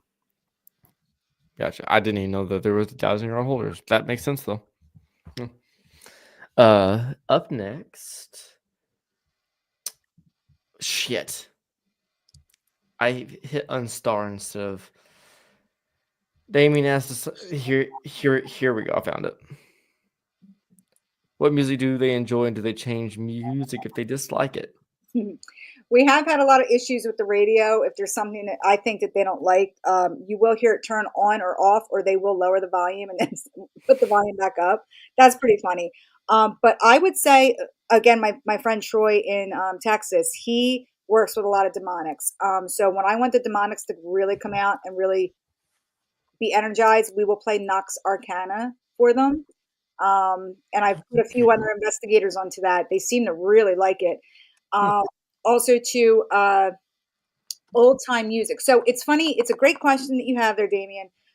My older spirits that are from the 1800s, they tend to like the very old, almost Victrola playing music. You know, the old record players. They Yeah. put it down, and it's funny. I will get more hits on them if I play music. The kids will actually play like kid music. You know, Disney music, Disney tunes, and they seem to get active when we play those. So it's really kind of very interesting. Yes, music, I believe, does play a really big part in the spirit world and what they like and what they dislike. You know, just like most spirits, you know, like we were just discussing equipment. Some spirits don't know what a fucking K2 is or a fucking REM pod. They know what a flashlight is. They know what a candle is. They know what this is. You know, they know how to roll a ball or marbles. Sometimes I will put marbles down and ask them to move them. You know, which is kind of cool. You know, but it's the same with music. You know, if they're not, some of them, my gangsters, my gang, I like to play them rap music. Eminem and like Big Pun and stuff like that. You know, anything Cypress Hill. I love Cypress Hill. It's one of my favorites. I'll play them Cypress Hill. You know, they are LA based, you know, gang members and stuff like that. California. So yeah, so I do think spirits are going to interact with the different musics that you play. No, absolutely. I know down in White Hill Mansion, down in the basement, we'll play um, German music from the 1920s because it was a German speakeasy in the 20s. And yeah, we always get a big uptick in activity as soon as we turn on music. We've done ballrooms and put on ballroom music. The one time I swear I saw two figures dancing across the ballroom when we were playing music. And yeah, music and spirits go hand in hand. Since Damien asked, I'll show it, but it's a hypothetical. Would you tattoo a Ouija board onto someone, or have you already? Of course. Why not? Yeah. Yeah, so if I remember correctly, so he has the Ouija boards across his arms. Yeah, And so he had to go through a bunch of people before he found someone who would actually do it for him. See, that's ridiculous. You know, look, every artist is allowed to be their own person and voice their own opinions. I mean, artists will sometimes turn you down just because they don't like you. You know what I mean? You know, we're a different kind of breed of people. I think we go to the, you know, the beat of our own drums, but I don't have a problem tattooing anything. If it's your belief, it's your belief. I own Ouija boards that are fucking nasty as shit. They're actually encased down in the basement as part of one of the exhibits on the center of the room. We pull them out just to even throw a light on them and walk away, and all shit breaks loose. You know, shit starts hitting the fan. But I have no problem tattooing Ouija boards. You know, I don't do hate tattoos. I won't do those. To me, though, a Ouija board is, I mean, I'll do Satan symbols, you know, I'll do freaking, you know, any kind of symbol or any kind of sigil that you want. I don't give a fuck. You know what I mean? If you're paying me and it's helping me support my shop, I don't care. That's for you to love it or hate it or whatever. But yeah, you know, like I said, the only thing that, you know, I really won't tattoo is if it's something of like hate. But other than that, I've been doing it so long. It's art. You know, there's art all around us. Everything nowadays is art. So I don't give a fuck. You know. So Damien, when you come to the United States to visit, gotta go check out our shop and get some ink. Oh yeah. But yeah, Damien has A through M on one arm, M through Z on the other, and then 1 through 5, then 6 through 10. And I'm gonna say it again.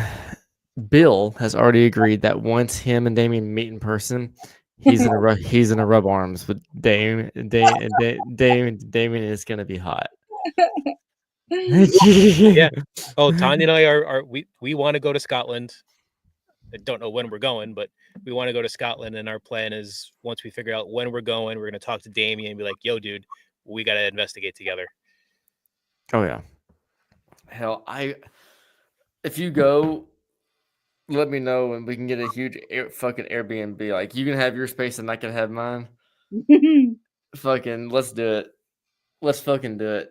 Like let's be together, but also like not be together. Like I don't want to like hear shit. Human shit.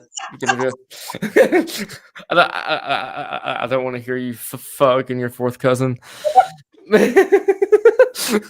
Yeah, I don't want to hear you doing that either, Trev. But anyway.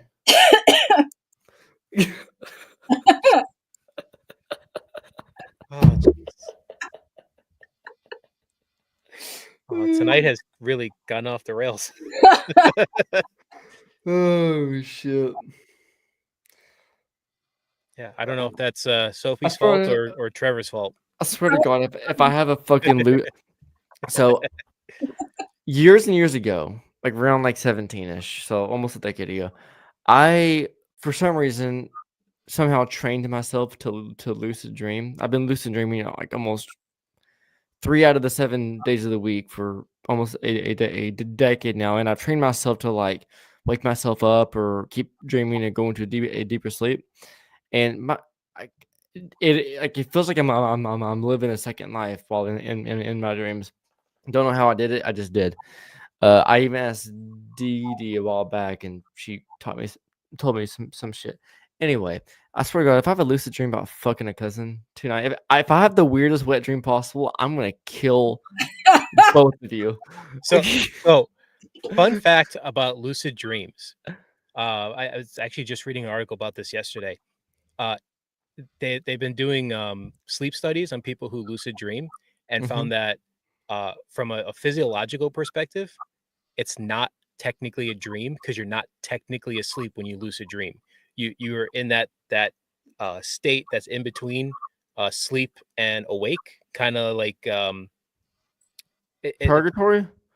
No, like sleep paralysis kind of thing. But instead of your mind being awake and your body kind of shut down, it's the other way around. So that's when they're lucid dreaming. That's kind of how, from a physiological perspective, it looks. Interesting. So, yeah. I don't know how I am able to do like literally like the only reason I know this is like for a fact. Years ago, I'm glad she did it, but it's fucking creepy to think about. I had an ex from like 2021, and I would flail in my sleep a lot, and I would like not hit her, but like I would like unconsciously, roll over and smack my hand on her chest or her face or her thigh, and roll back over, like that type of shit. And got to the point to where one night I crashed out early. She stayed up. She heard me mumbling and talking full sentences, walked to the bedroom, started recording me. And it was like I was like I was talking and I was like in control of my arms and doing shit. And she showed me the video like after the fact, and it looked like I was like running away, yelling and picking up shit and throwing stuff. I don't remember what the dream was, and she goes, "Well, what are you doing?" I'm like, "I guess it was a nightmare. I don't know." And then I talked to the years go by. I kind of forgot about it. It happened again because one night I was flailing. I smacked my cat. My cat bit me, and and I got to the point to where I realized what happened, and I'm like, this is weird. It's happening more and more. Talked to Dee Dee about a year and a half or 2 years ago, and she goes, "Yeah, that's lucid dreaming." Like in a nutshell. Like she obviously told me a lot more than that. I'm like, "Oh my, is it taught or learned?" And she goes, "Some people have the natural ability. You can go through a process in your brain to like train yourself." I'm like, "I don't know if I've ever trained myself." And she goes, "Did?" And she goes, "Well, people are different, but odds are if you don't knowingly know that you tried to do it, like odds are you do it in like a natural sense. You were just your brain's like, hey, you can do this." I'm like, "Oh, okay, cool." So, and ever since I became more aware of it in the past 3 or 4 years, um, all I got to do is really just like whenever I'm going to sleep, like I usually doom scroll on social media for like 10-20 minutes to like numb my brain, and then once I'm like passing out, I will think of a memory or think of a reference to something that I know how to do, and if I'm mentally able to if I'm mentally able to think about how that physically would work, odds are I will lucid dream about that topic, and then the physical aspect or the physical and the mechanical aspect of how that would work gets put into a random fucking dream setting with a random people, and next thing you know, I'm living and physically doing what I was thinking of in a random fantasistical setting. And more times than not, it's not fantasistical at all. It's like this one random friend, Bill, and this one ex from 6 years ago are working together, and you're doing this fucking random mission, and I'm like, I don't want to fucking be here. So sorry to interrupt you, Trevor, but Damien's trying to change the topic from your dreams. Fuck you, Dan. I was having a fun Have the conversation. spirits ever warned you or predicted an upcoming event or danger? Yeah, they have. So my spirits, I guess because I protect them, they protect me. Um, they're the best bodyguards I think anybody could ever ask for. Um, they've saved me a few times and warned me of people in the building, things happening in the building that they didn't like. Sometimes they'll set off the fire alarms, not for fire, just because they something is happening that they're not approving of, and they want to get my attention to go check it out. I had a kind of I was in some really rough relationships. I suck at picking people. Let's just say that, and for the most part, and some abusive relationships. And when I started dealing with the spirits, they've saved me more times than I can count. And we'll leave it at that. But they've warned me of situations that I was going to be in. They helped me from an abusive person that I was with for a long time. They actually physically grabbed him when he was coming back to scream at me. And I wish I still had that video to this day, but this is before we actually knew that it was as haunted as it was. They grabbed both of his arms and pulled him away from me. And he knew it. He turned around. He goes, "Get the fuck off of me!" And there was nobody there. So I've had situations where they have absolutely saved my life. And that's another reason too that I protect them at all costs. And why, once they're with me or somebody sends them to me or I decide to adopt them myself, they never leave, because you know what, they needed a place, and I think I needed a friend. And I think that's kind of the best way to put it. But yes, they are very protective when they need to be. Well, And now that's you're very here, good. and now you're here, and you are loved by a lot of people. Thank you. And I'm fucking living my fucking dream. I'm living life. Oh yeah. Tattoo. I fucking pierce. I own the haunted tattoo shop. And you know what? Life couldn't be any better. I get to meet you guys. I love you guys. Two of my favorite people. Thank you. No, we love That you means a too. lot. He solidified it. I'm making a lot of new friends. I'm getting old friends back. Because of my past situations. There's many special people in my life now, which I couldn't have before.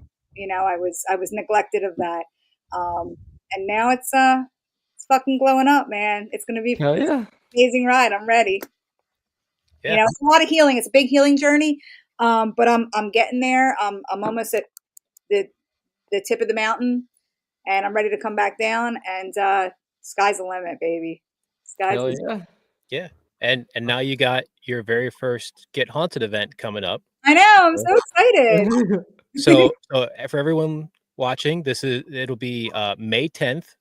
It'll Yes. be the first public event at the convent. It'll be, me, Rob, Tanya, and I think Sarah's coming out for that. Sarah is unsure. Okay. As far the last that I heard, shit could have changed. Don't Yeah. hold me to that. But it's going to be an awesome night. We get to investigate the new museum. We get to investigate the entire shop. There's the get inked portion of it, where there's one ticket left for you having a little bit of a flash event. So there's one ticket left for that, and yeah, it's going to be a fun night. I'm very, very much looking forward to it. It's just going to be great. We're gonna christen your seance table with the seance. Hell yeah! It's gonna be a good time. Oh yeah, Oh yeah, yeah. it's gonna be fun. So other than that, for those that are still watching and still on, we have about 20 minutes left if we choose to go that much longer. But just a FYI to anybody else that is watching, I should have done this earlier. Give me a second. Actually, this will. Son of a bitch. Give me a second. I did not think that this. I started talking before I actually had it on me. Our Please. wonderful producer, everybody. Sometimes I'm fucking lacking. I know. He's too busy dreaming about his fourth cousin. I will kick you from this stream. Why is this memory card not being recognized? I don't know. You bitch, come on.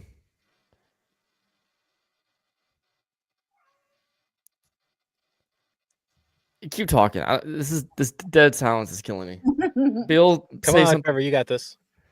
This memory card's not being fucking read, and I don't know why. Is it blue? No, it's a 128 gig gold. Well, that's your problem. It's gold instead of red. What the fuck is red? You said it's not being read. It's gold. You know what? I fucking hate you so much. I'm not drunk enough for this. And there's Bic.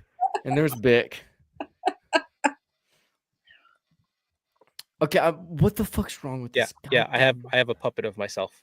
Oh my god! Did it get locked? I was not expecting that. Oh my god! It needs a hat. It needs the hat. It does. Yeah. Yeah, it needs Trying to find a hat small enough is I'm fucking shit. Yeah, you are. What?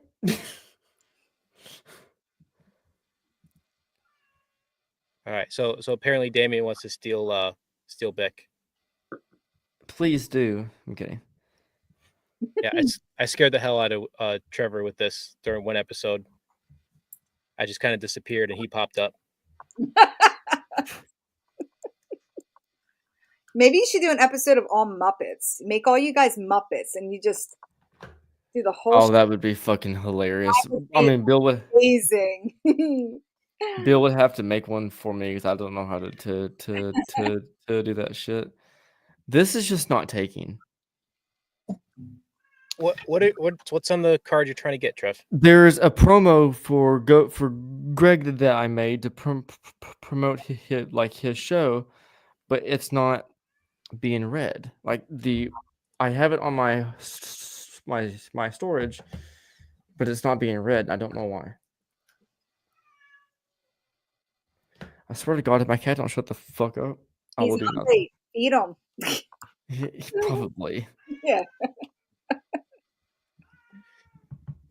The fucking Bills say something. God damn it! So Yes. now that you have the museum in the basement, I'll force you. What's next? Ooh, what's next? That's a good question, Bill. I guess, maybe, do a few events, bring some of the spirits out, see how they do, get it kind of out there. And, if people want to ask questions about haunted objects, I'm there to field them. But I think, what you and I were discussing is an amazing idea. Besides the museum in itself, we get investigators to come in and we do small little groupings of people. They can buy tickets. We can do something about how Ouija boards work, from the start to finish.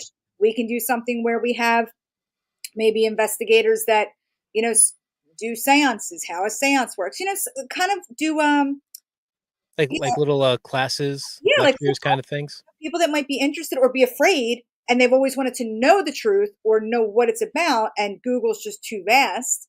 We have people that And get full of wrong information. full of wrong information. And then if they wanted to do a small investigation to learn, teach people how to investigate the proper way, how to not cross contaminate evidence. Like basically, you don't want to walk while you're doing an EVP session. Okay. Just stand fucking still, stop for a minute, use your recorder, then walk about your business. Yeah. Like the simplest things that people don't think about, Oh, I was working for a different company, and we had a guest there at a location, and he had every single piece of equipment that you could have, and I would just watch him walk into a room, do a circle. He'd ask a couple questions, and then he'll be like, "Nope, no spirits here," and then walk out and go to another room, and he'd spend less than 2 or 3 minutes in the room. I'm like, that is, what are you doing? That's not how this works. I think that's honestly what many people, especially newbies to the industry, I guess you can call it an industry or hobby, whatever you want to call it. But I think that's a big problem with people. Like so, for instance, if people want to go on Satan's Riot and see me working with the spirits, what they don't understand is I have to crop them in, like for of course Instagram. Mhm. Some of those sessions, I'm sitting there for 2 fucking hours and not getting a goddamn thing. And it might just towards the end or maybe right in the beginning, they're like, hey, let's talk. And then boom, I'm out. So a lot of times those sessions will take forever and they drain the fuck out of me. I mean, I'm sure they do you too.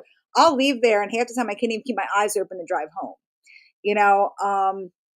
But many times, sometimes too, it's even easy for me to leave my phone out, put it on a little tripod, walk away, go do something else, go clean, go sweep the shop. And then when I come back, see if I caught anything, I leave lights, I leave, flashlights, bells, and see what they do. So, sometimes you just have to walk away from them, not be in their face, Yeah. and you'll get more evidence. Honey, you'll get more evidence if you just let them be. Introduce yourself. Hey, if you want to talk, I'm here. Check this out. Try this equipment out, and walk the fuck away. Oh yeah. Okay. Yeah, absolutely. You get it, Trev? I got it. My my extension that has my SanDisk reader and my microphone and webcam ports. I had unplugged the whole reader and replug it in and reset up everything, and we're good to go now. Yes. Okay. So, on that note, let me get back to where I was. Now, Salem, I hear you. Give me 1 second. We have 10 minutes to show the promo, so we're fine. Salem, come on. Come on. Come on, Salem. So Damien thinks table tipping would be a bad idea. I disagree. I love table tipping. It's one of my favorite things to do. We still got a table tip at the shop. Yeah, I got a couple of new tables for it. We'll have to bring them down sometime. Nice. Hi, Salem. Hi, kitty. Is this what you wanted? Yep. Cats need the spotlight. Yep. I love you too. Now get the fuck down. But yeah. That's the nice thing about my dogs. They're both asleep. Hell, I'm kind of glad that my cats are up now, so that way whenever I do go to bed, they'll pass the fuck out too. But let's go ahead and start to wrap this up, because if we talk, I'm sure we'll go on a rant for another 10 minutes. So shouting out all the links and everything will take up a good amount of time too. Thank you, Danielle and 10. He's a 4-year-old dumbass. He runs on one brain cell and fumes. Salem, you're not allowed in here because there's too many wires and you're stupid. Got two brain cells and they're both fighting for third place. Yeah. Facts. God. Okay, anyway. But yeah, so please don't forget to check out, if I could click, Satan's Riot. Follow for all.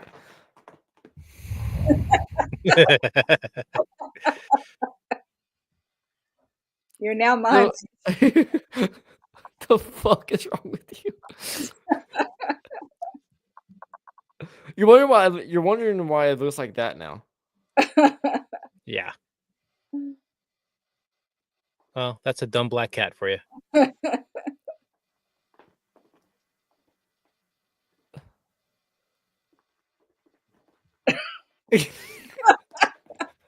Jeez. Oh, that's my life.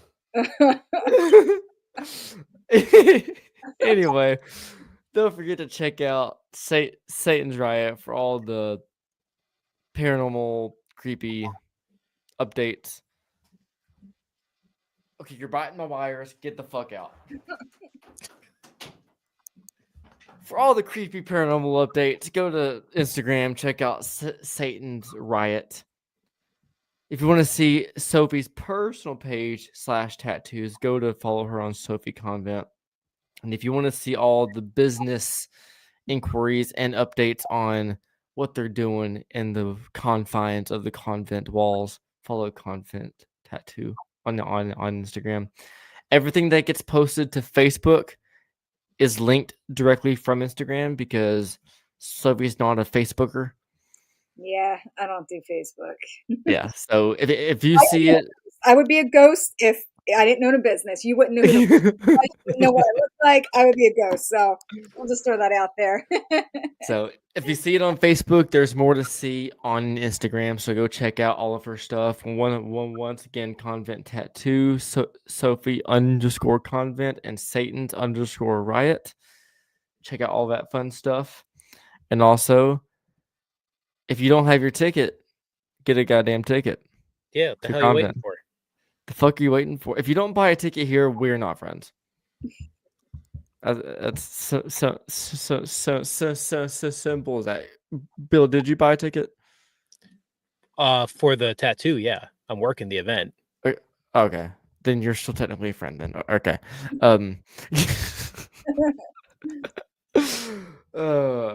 And also, I guess I need to shout out us too. That would help fucking business, I guess. A little bit. Me on YouTube. Follow that shit. I make creepy videos for your eyes to view. Legal creepy videos. Yeah, put that disclaimer out there. Yeah. I'm about to I have 5 videos that are done. I just got to work on some promoting and other stuff too. 4 are relatively short films. And then I guess I can go ahead and say this. My longest found footage video that I have made is done. It's going to be a little over 20 minutes long.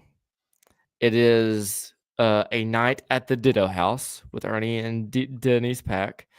It took a long time to edit and a long time to structure because it's my first time doing the video that fucking long. All the other ones have been 5 minutes or less. So this is actually a film. And it's simple but intriguing. And that's kind of what I was going for my first long one. So I'm pretty happy with it. So look out for that shit on my pages and whatnot on Facebook and YouTube and Instagram and I'm kidding. In Empty Casket Paranormal, he does creepy shit with wires. If you want to, I'm not gonna be that petty. If fuck it. If you want to buy a dead bill that actually works, go over to emptycasketparanormal.com. Don't kill me. Yeah, so I don't have the dead bell up on my site yet because I made a batch of them and I sold them all before I got them up on the site. So if you're interested in one, just shoot me a message and we'll take care of you. There you are. Empty Casket talkingboardmuseum.com.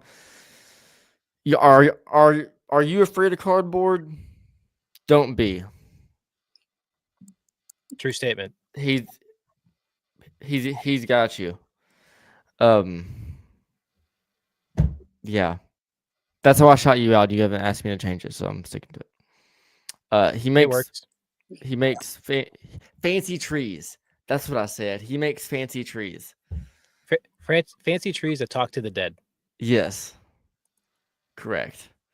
Also, gethaunted.com for all your paranormal needs. Yeah. Wow, you could give a little bit more enthusiasm with that one, Trevor. Get haunted for all your paranormal needs. There you go. Okay, cool. That was in the contract. I had to do it. Sorry. Yeah, that's it. Okay. Sorry, I'm getting tired. In 10 minutes, if you're still here watching, in 10 minutes, Ghost Box Radio with Greg Bakken. His guest, give me a second. His guest is Daniel Myers, author of The Night Trials.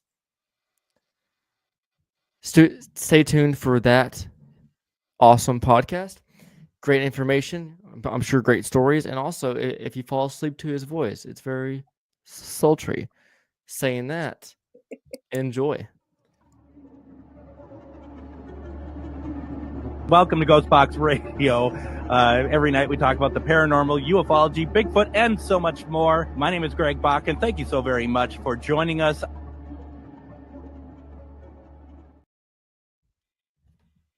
Stay tuned. What the fuck was that?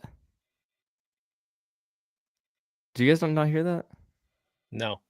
It sounded like a heavy man cough, like a oh. You guys didn't hear that? I thought you made a weird noise after we came back from the promo, but I didn't see you do anything. That was weird. I heard like a man. I heard like a 70-year-old man like cough up a loogie or some shit. All right. Well, your house is Okay. haunted, Trevor. All right. Well, fucking cool. All right. On that note, I'm not gonna say bye to every single person because there's a lot of fucking people. Isadora, that's a beautiful name. Holy shit.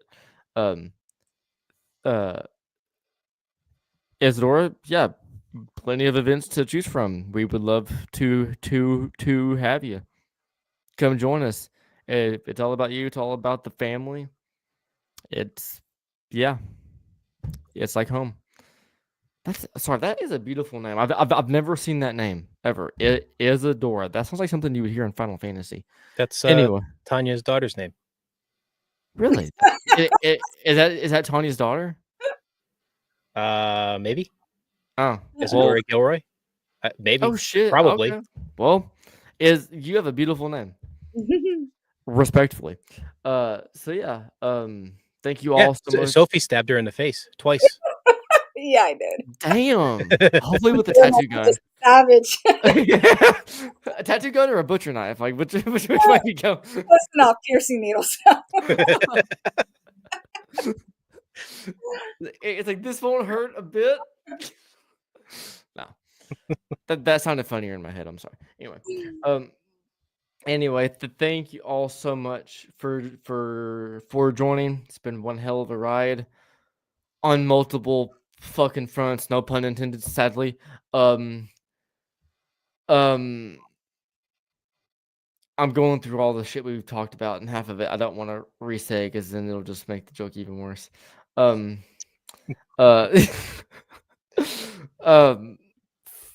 Three things to end the night. I love you all. Sleep safe and don't fuck your fourth cousin. Peace.